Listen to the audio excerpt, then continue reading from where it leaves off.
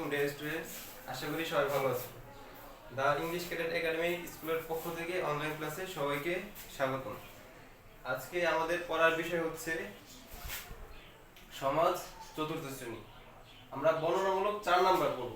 4 নম্বরে প্রশ্নে আছে একটি পরিবারে শিশু সংখ্যা কম থাকলে কি কি সুবিধা আমরা পাই বা পেতে পারি, সেটা নিয়ে আমরা আলোচনা করব। চলো দেখি কি করা যায়।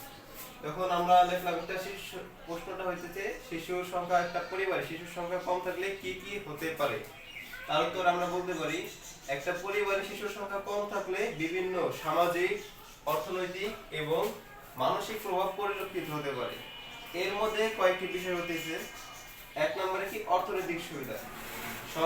কম সন্তান থাকার ফলে পরিবারের অর্থনৈতিক চাপ কম হয়। যদি একটা পরিবারের সন্তান কম থাকে তাহলে সেই পরিবারে অর্থনৈতিক চাপটা কম থাকে। তারপর কি 2 নম্বরে আছে বেশি সুযোগ, অর্থাৎ কম সন্তানের পরিবারে প্রতিটি শিশুকে বেশি সুযোগ সুবিধা দেওয়া সম্ভব হয়।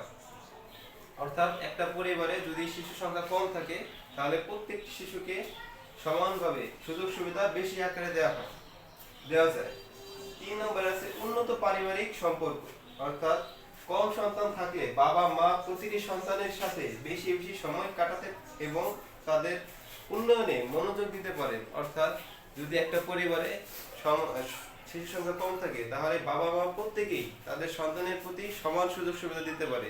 এর ফলে হয় কি, একটা শিশু তার মানসিক যে প্রভাবটা বৃদ্ধি পায় এবং সে পরবর্তীতে ভালো কিছু করতে পারে। এই ছিল আজকে আমাদের প্রশ্নের বিষয় উত্তর।